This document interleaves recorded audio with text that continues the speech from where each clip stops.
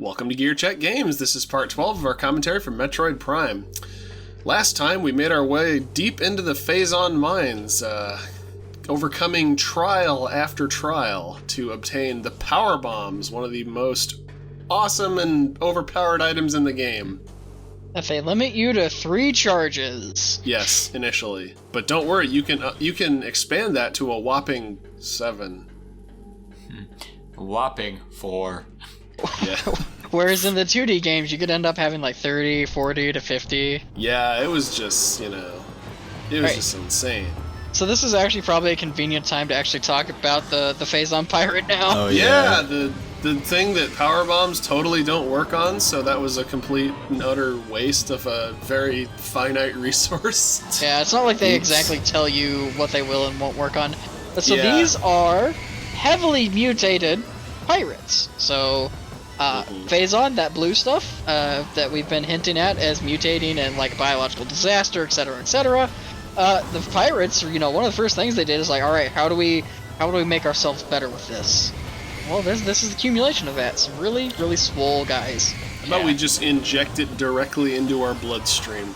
You know, it makes sense that severely mutating a space pirate would turn it into just an absolute Chad. Yeah. Well, now granted, like I think the washout rate for Phazon pirates is like well over 90%. It's pretty big. So that makes sense. I don't think they live very long, even if they do like survive the process of becoming a Phazon pirate. Also, They're literally just irradiating hundreds of their guys to try to give one of them superpowers. Yeah, that's pretty accurate actually. So the reason why I was kind of like waiting a while in between my shots there is that if you fire at them while they have that little energy shield up, it just magnetizes all of your shots to it, obviously making them ineffective. And that's meant to kind of prime you for the main boss of the Phazon Mines, which is one of the more annoying bosses in the game, in spite of being a pretty great spectacle. And As I was saying, it's like, which is a shame, because his boss. Design is really cool. It's just, I don't know, I got a little more annoyed than need be with fighting him this time around, just because for some reason my super missiles just didn't want to hit him. I really want to see the space pirate log that details the development notes on that the big guy's magnet move, where it's just like, all right, we have the perfect tool for our elite soldier. It's a magnet that magnetizes anything shot at it. All right, what does it magnetize it to? You. Oh. Any volunteers? I'll wait. I think the hand wavy bit is like they absorb it to power their cannon that's on their back. Mm-hmm. Right. But so I guess they have an attack that I don't know if I've ever seen, because if you shoot at their energy shield enough times, like I assume that they're able to fire that cannon. I'm not sure if it's that. Also... I think they just fire that if you're like too far away. Oh. I think that's just kind of like the quote-unquote lore, is that like anything they absorb in that they use to power the cannon on top of. Well, in any case, if you do want to get rid of that particular attack, you can separately target and destroy their cannons if you choose to. It's actually kind of useful on hard mode. Yeah, definitely. That's what I did, because you can just use super missiles to target it. Mm-hmm. That's what I would do. The morph ball jump isn't the only thing that made the trilogy version easier than the original, because another big part of the difficulty of this game was just the load times on the doors, making if you run through rooms, pretty much at the end of it each time is going to be just like a survive against the waves of enemies until the door opens. Thank God for the digital Wii U version. Yeah, which has, like I remember as a kid, like a little bit of strategy where like you shoot the door early as you're running to it to try and get it to open up quicker. Mm-hmm. Yeah, just get the game thinking about it a little sooner. So, speaking of what Dan mentioned last time about how the camera will like frame where you need to line things up. Yeah. So the 2 previous controls showed you directly where you needed to line up. I like that one showed you where you need to line it up by the fact that it was missing from any other... Like, you couldn't see it, so the only possible option was the fact that it was going to be behind it. Mm-hmm. Well, it's also interesting that, if they are going to have you, like, backtrack your way out of here, it is nice that they kind of expand on an old puzzle using an item that you didn't have the first time you came through this room, even if all it really amounts to is just allowing you to operate another one of the switches. Yeah. It is cool that you get to at least explore more of the room and kind of take a different path out of here. Yeah. Assuming you're properly equipped. Oh no. Can't tell, no. I'm looking for ammo. Shouldn't have wasted your bomb on the boss. Okay, I had good intentions. I was trying to use it to demonstrate how effective they are in combat, because I assumed that pirate boss would be vulnerable to them. Look how effective these are in combat. Does literally nothing. So that's the thing is, power bombs can delete large amounts of like mob enemies, but that enemy is technically like a it deletes them from the code of the game. I wish. You got a new save file. That's what happened to the ice shriek pads. No. Well, we scanned him. Miyamoto just walked in the room and he's like, "Oh, what's this?" And he used a power bomb on the ice shriek pads, and they're all like, "No, don't." I see you didn't give these enemies the head of a bug. That's why people are like I told you. This is don't disobey Shiggy or he'll blacklist your series forever. See Paper Mario. Oof. Sorry, I can't get it out of my head, folks. It just hurts me. It hurts me to the core. Like a little Powerball. It's been done to that franchise. I know it's not a big deal, it's just like a transitionary room, but I really like that little aquarium room. Oh yeah, those little... It's lovely. It's like one of those little handheld toys where you have like the little... hi! Hey, you have the little game where you have the thing full of water, and you press the buttons to squirt up the water jets to like get a ball in a hoop or something. Oh, I remember those. So I think that's the first time I've ever actually I didn't know that bombs could affect pirates like that, because I've never needed to bomb one. Yeah, they don't typically get that close to you. I guess that guy was going for Employee of the Month or something. He just runs up and tackles Samus off the edge and kills her. I did it, guys! Don't shoot till you see the whites of her eyes, but she's wearing a helmet. I don't care! So you didn't go for it, but when you used the crane back there, you unlocked a path that'll be a huge shortcut when you come back here later. Mm-hmm. Yeah, skips about half of the rooms we had to go through on our first trip through the Phazon Mines. Thank God.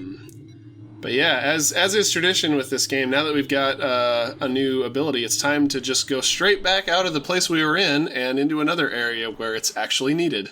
That's right. And the thing is the grapple hook is one of those ones where it's just it gets to simplify a lot of other areas. So there's a lot of rooms that we're gonna be able to move through just faster now to ease a little bit of the tedious backtracking. Right. Every room in Magmore Caverns. Yeah, in addition to unlocking new collectibles and paths. Also, if it seems like I'm mercilessly shooting every enemy, there's a reason for that. Because they deserve to die. Sure. Well, because the number of times Joe's been bumped off a platform at this point, I don't blame him. I'm coming up short every time. They're just not achieving the goal that I've... So speaking of not achieving goals... Speaking of, I actually really, really kind of like this little bit here. See, I was trying to be all fancy and speedy there, but I ended up just, wasting more time. Hey, man. That's what speedrun strats are for. By the way, if anybody's curious, between the two powerbomb hunts I had to go on, I had to cut out about 20 minutes of footage. Jeez. So, yeah, hashtag pray for Joe. Did you just walk all the way back to your ship? No, I stubbornly... Actually, I think I discovered that one of the... there's an elevator around here, and on the way, one of those little, like, spiky blue guys will always drop a power bomb. So, for the record, I love that... so, pit blocks from the 2D games that would break whenever you stood on them. I love that those are, like, actually here in a couple spots, like, right there. Yeah. Where it's just like, it's a solid block, but if you land on top of it, you'll fall through it. Mm-hmm. So, it's a Such nice a little... weird concept, like blocks that just, like, trick you. Wait, can you get soft locked in this room if you don't have a power bomb? No, there are, I think if you look around, there'll be enemies that kind of crawl in through a little hole in the wall to supply you with ammo when they eventually decide to drop it. Now, the rest of this room is not something we need to do immediately, but like there's not really any reason not to do it while you're here in the area. Yeah. If you explore a little bit, you'll find another Chozo artifact. Yeah. This is another one of my, just like, design-wise, one of my favorite rooms. Yeah. It's basically just like a big almost koi... like... It's like a big koi pond, and I love it. Yeah. Well, I don't know. I just love watching all of these like mechanisms, like these weird alien machines, kind of like rotating into place, and I don't know. It's just something kind of like viscerally satisfying about watching it. Well, right. Plus, it's also like I mentioned with it being a koi, like it's just like a little tranquil place. Yeah. Honestly, this Until kind the of Chozo ghosts show up. this room kind of gives me like Spyro vibes. Oh, I can see that. Yeah, with how they trap you in a room that you can't escape from unless you have power bomb. Yeah. Well, yeah, there's exactly one way out of this room, and it's kind of convoluted how to get there. Yeah, you have to go Nope. away. Sounds like a Metroid game to me. It's like, if I was a designer, I would have put one grapple hook right in the middle. Not like a game designer, like an architect. Yeah. So they can assault you with Chozo pirates. Wow. I like that. They might as well be. I like that but, yeah. Samus's Morphle has a little fail-safe mechanism so that she can't open it in a space where there's not enough clearance. Which made me kind of wonder. I wonder if any space pirates have tried just like Samus goes into morph ball mode and then put like a rubber band around her so she can't get out of it. Just like come up and like put your foot on top of her. I mean, I guess she could bomb. She could lay a bomb though and then break it. That's true. But yeah. So the visor that we just got allows us to actually fight the ghost more effectively now. They're still annoying as hell. Well, I mean, at the very least now they can't break out of your lock-on, and you can aim at them and track them at all times. Yeah. I like the skeleton hand. Yeah. I was Now, gonna say, some of you guys who are a little more familiar with like the speedrunning scene for this game, is the X-ray visor mandatory? Oh no. I think it's one of the things they skip. Because I know that in the case of the final boss, there's one phase where he's only visible if you're using the X-ray visor. And same with the boss of the Phazon Mines. At least I'm pretty sure it's not, because I think in those cases, they basically just, like, spam the power beam at where the boss could be, and if it, like, does a little, like, impact, it's like, alright, well, that's where it is. Dude, God, that sounds like so much more trouble than it's worth, but what do I know? I know on the Omega Pirate, and I'll talk more about it later, the speedrun, they basically one cycle that guy, so they barely even need one visor. Jesus Christ. One can only dream. Yeah. That was my reaction when I saw it. I was like, this is possible? Uh-huh. For some, perhaps. Oh, you are going for it. Nice. Yeah. Man, I do just love the visors in this game, and, like, because, like, from a programming standpoint, like, this is a really, really creative use of shaders, and, like, allows them to have, like, gotten the fun of programming these, these effects that like they wouldn't normally get to use.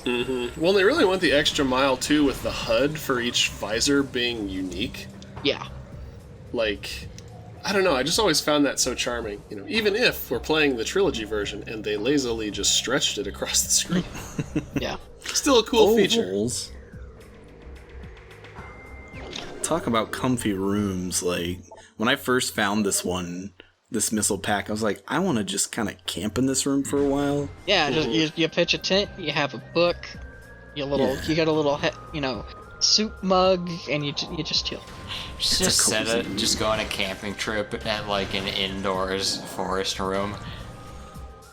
Hey man, like you're I literally. mean, it's perfect. You've got the scenery and also air conditioning. Yeah. Well, yeah, because like that's No the mosquitoes. benefit of exploring the ruins of like an ancient civilization that had AC. Because like imagine The Last of Us, right? Like you find a nice little cozy, overgrown like apartment building with a working AC. It'd be like perfect. That's what the A stands for, ancient conditioning. That's right. Also, here we are, back at the room with the stone toads and the half pipes and the Pokemans. Is this what happens to Toad and Pokemon, Mario man. if you leave them alone for too long? No, if it you know what? I'm not making any more Paper Mario references. It just makes me sad. Oh. Aw. Nobody's saying the word toad to me. Don't think about toads. Don't think about toads. Don't think about Tell these guys are probably as sick of hearing about it as I am complaining about it. I don't blame them. So instead, we're going to go to the Talon overworld where we just were. But the complete opposite side of the map.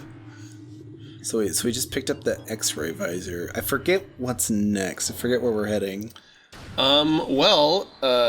Actually we have one more important pickup to grab, in this episode, and in fact, it is the final pickup besides the final suit upgrade that we'll be getting beyond the gravity suit. Like, once we have this, we will have everything we need to explore 99% of this game, because there are just a few like very specialized areas that you need like the final suit to get into.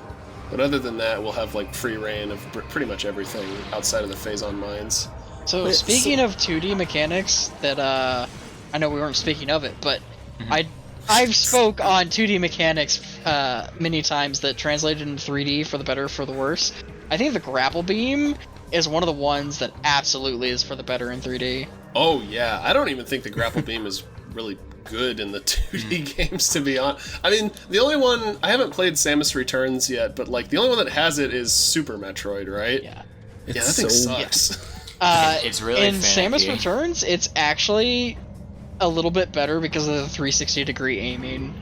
I think what I hate about the grapple beam in Super Metroid is it just like it's neat that it like, you know, it rotates your sprite around and all that, but it just has like no sense of weight or momentum to it, and I don't know. I could just never really get a feel for it, no matter how many times I play that game. It's not in those aspects. It's not a whole terribly lot better in Samus Returns. But in Samus Returns, you don't actually have to like equip the beam to use it.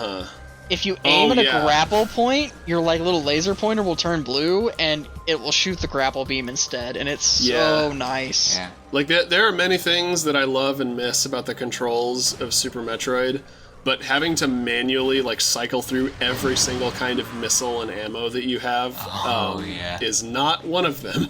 Yeah, I got a little tedious. I think Zero Mission hit the like perfect balance where it's just like you got a couple things to switch between, but like it's not awful. Well, it just feels a lot smarter in that game, because it's like instead of having like power bombs and missiles and super missiles like all on the same toggle, it's like, oh, when you're in morph ball mode, the R Just button hold your missile triggers power bombs, and when you're in normal mode, it triggers missiles. So By the way, guys, look, I totally don't need the X-ray visor. Oh, yes, I do. Well, yeah. But I do love the little raindrops. I was gonna say the raindrops. You can see them on that first one, but I couldn't find them on any of the others. Yeah. Additionally, I know that in one of the rooms that we passed in Phazon Mines, or will pass at some point, there's a couple of platforms you couldn't see. I know as a kid, I tried getting across that so many times without the visor that I needed because I would like shoot at the platforms and try and figure out where they were. I did that too. I'm guessing you also died many times trying to do that. But it was worth it, man. Yeah. I mean, the benefit is like by that point, like you had so many health tanks, you could like sit there and waste the time. Well, I have had times when I played this game and I got to that point and I had forgotten to go back and get the X-ray visor because, you know, lo and behold, it's like all the way across the game. But I guess I've just obstinately tried to like, you know what? I don't need it. I remember where they are. I'll get lucky, right? Right? Well, the thing is they move. Yeah. They're sliding platforms, and they're not like on. Yeah, they're not like on a perfect cycle either. So it's like you can't just like know exactly where they are unless you are doing like speedrun strats where you're just like, yeah, I know what cycle they're on because I entered the room at this time. Ooh, are we getting no? Or is that a different room? It's a different room. Oh, the artifact? Yeah. Yeah, that's the opposite direction of where I'm going. I'm actually going for the final beam here. I forgot there's grappling points in a lot of these rooms to just shortcut them. Yeah. That is kind of nice that that every time you come back through Magmore Caverns, you've usually got a new power-up that expedites your travel a bit more, or at least makes it easier. Yeah, sometimes you do. I do want to point out, since you're so hard on yourself about your gaming ability, Joe, that fucking switching. I can't help it. That switching your beam in the middle of a jump was real smooth. Oh, well, thank you. We'll make a speedrunner out of you yet. That's right. I mean, you say that, but you beat Metal Gear Solid 3 on European Extreme with Foxhound ratings, so like. Yeah, with the magic of save scumming and, you know, a global pandemic that gave me way too much time to play Metal Gear Solid 3. And even more impressive, he almost beat Olga in MGS2 on European Extreme a couple times. But yeah, no, it's just like one of those things where it's just like every time that for the audience, that's very MGS2 is like the most unforgiving in terms of difficulty of the Metal Gear series. Especially that boss. I tried, man. By God, I tried. But yeah, no, it's like because it's every time you're just like, yeah, I know I'm not the best gamer. It's just like, Joe, like you're really good at the games that you care but about. So that's not exactly true. Are you saying he doesn't care about Metroid Prime? I'd say that he's decent at this game.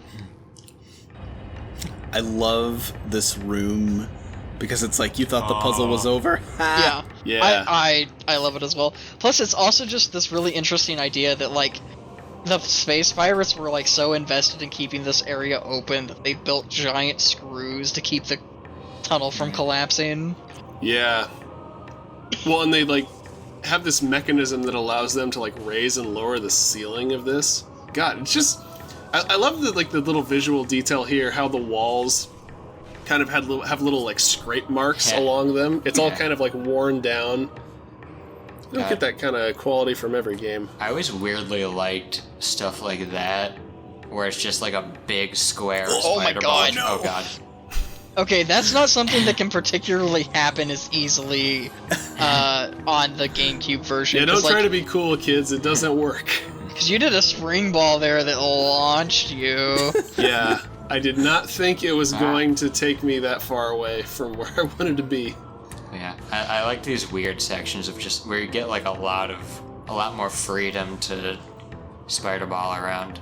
Yeah, you don't have to stay on the tracks there. Well, see, like that section there, I always use bomb jumps to just go up the right side of it, rather than dropping out on around. Drop. Also, that drop always gives me anxiety because, like, you, even when you catch yourself on the rail, you kind of like fall past it before you like bounce back. Yeah. Yeah, you jolt a little bit. Oof. Yeah, this just reminds me of all the spider bomb puzzles in 2. So this is how elaborate they got. That's another one of those sections there where it's like, I hope you have a power bomb when you get here.